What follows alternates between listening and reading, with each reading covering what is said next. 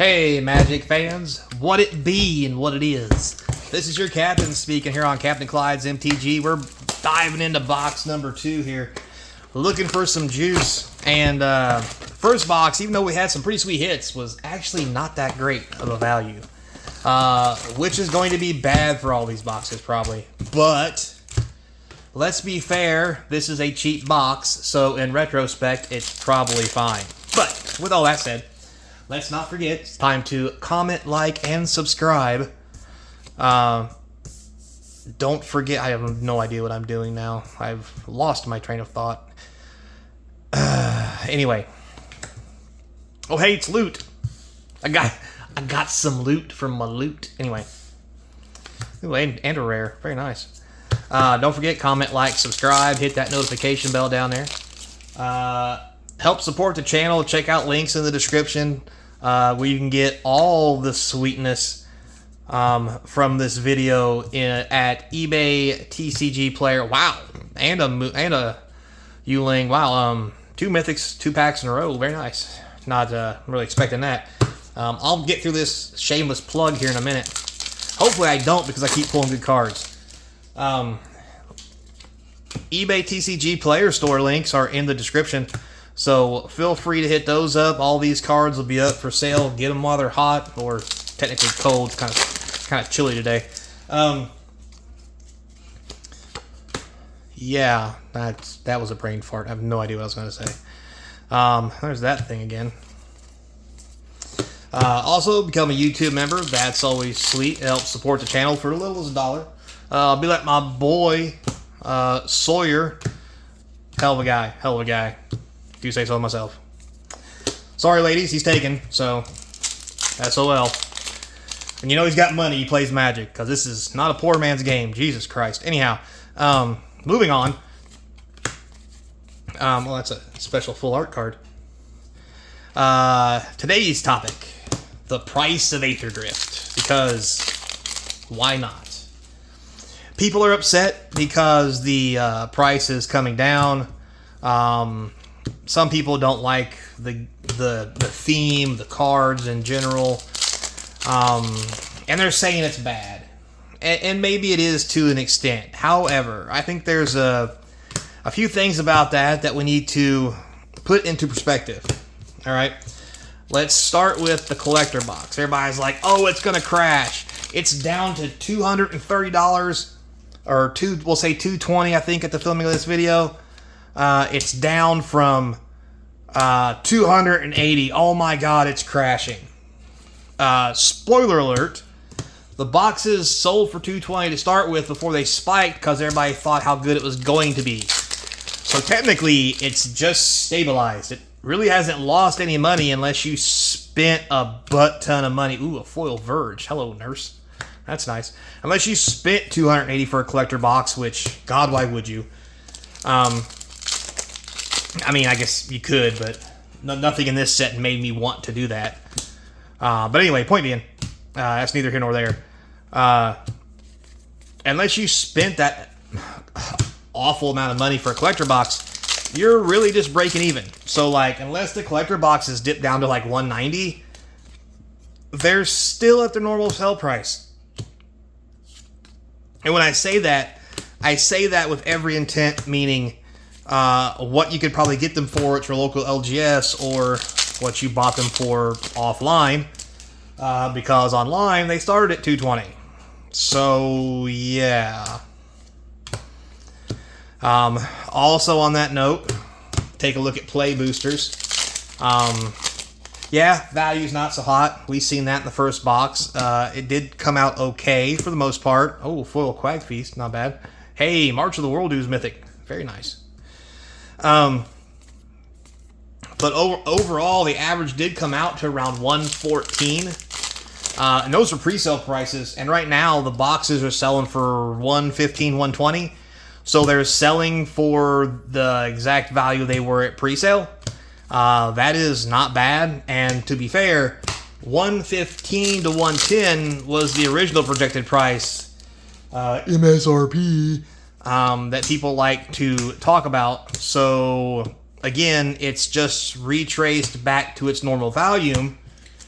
which can easily be attributed to the fact that it's now been released, everybody has it, and there's not a bottleneck on the system of people trying to buy them.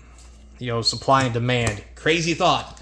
Learned about it in economics class. Try it sometime. Anyway, so, I mean, unless it bottoms out, I don't think it's going to go too much lower. And even if it does, having these box toppers in them is going to keep them from plummeting to their death. I mean, the rare box toppers are easily $2 to $5. Some of them more. Ooh, look at that. That's a good signed card. And if you hit a mythic, you pay for the whole box if you hit a mythic box topper. Like, I'm not even kidding about that. Like, you do. It's 2 rare pack. That's very nice. And there are some rares in here, or I'm sorry, there are some mythics in here worth 40, 50 bucks. There are a couple of them. I mean, the odds of pulling them are still slim, but they are there. There's value in the cards. Not as much as people would like, and that's, you know, neither here nor there. But point being, it is possible to get a good hit and pay for the whole box. And we haven't, ooh, there's a Verge, very nice. Oh, I'm gonna count your luck. We haven't had a box that could do something like that for you since I think it was Dominaria, with Shieldred being $80 or whatever the price she is now. Some absurd price. Jesus, she's so expensive. But oh, there's a Coldstone Mythic. Plus you got this. I mean, $8 to $10 rare if it's full art. Like, you have rares with high dollar value. I mean, like I said, the last set that was able to do that was Dominaria. Where you could actually open a card and pay for the whole box. This is one of the few sets since then that actually has that ability to do that. So I think it's being a little downplayed much, or a little doom and gloom is on the, we'll say, the high side, Lifecraft Engine. Because I think when it's all said and done, it's probably going to all come out in the wash. Especially with the cards being in for, you know, was it 3, 5 years, 12 years? I don't know anymore. Hell, whenever the fuck rotation happens. There's $5. As cards come in and sets eventually rotate out, the cards will spike. The Verges are easily $5 cards. When they get hot, they're going to be probably close to 10. So it's going to be something worthwhile. If you don't have your Verges, I definitely pick them up while they're cheap now. They may get cheaper, yes, that's true, but if they do get hot, like especially with the standard season coming up, it may be a little more tough, more better. Anyway, I don't know what the hell I'm saying. So that's my thoughts. I mean, the current prices, I think, are basically just the boxes stabilizing back to where they were, and that's pretty much it. I mean, I don't know what else to call it. I mean, walks like a duck, quacks like a duck. Probably a duck. That's kind of what I'm feeling here. So take it for what it's worth. Hey, there's a foil. Well, it's the third foil rare. It's a Merfolk too. Oh, with a mythic. Oh, it's a salvage engine. Well, mythic nonetheless. Wow, and another rare. Holy cow. 1, 2. That's the kind of pack you'd like to hit for $5. That's pretty cool. Not a whole lot of value, but feels good, and that's what we need. We need something to feel. We need to feel it. Feel it. Anyway, all right. Last pack before the box topper, which may blow us out of the water. Engineer. All right. Okay, guys. And 2% young, 0.2% young lady. I don't know how the hell we manage that on the analytics, but anyway. All right, box topper time. Dun dun dun dun dun.